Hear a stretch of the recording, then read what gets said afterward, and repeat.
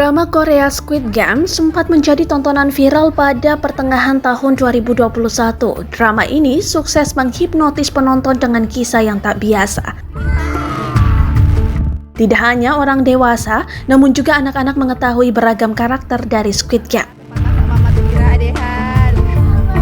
Masih ingat dengan anak-anak di sebuah gang yang menirukan permainan dalam drama tersebut? Momen itu pun sempat viral di media sosial. Kini, salah seorang anak juga viral karena ingin menjadi tentara Squid Game. Karakter tentara pada drama itu menggunakan topeng berwarna hitam. Namun, si anak laki-laki ini menggunakan saringan gorengan di kepalanya. Sayangnya, saat hendak dibuka saringan gorengan itu malah tersangkut dan si anak pun menangis.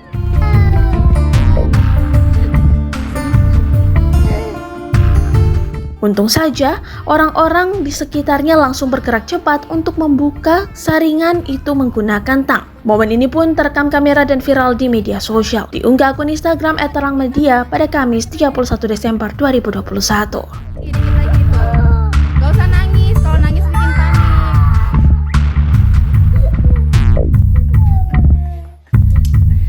Rusaklah tempat masak mama tuh Dira, Adehan.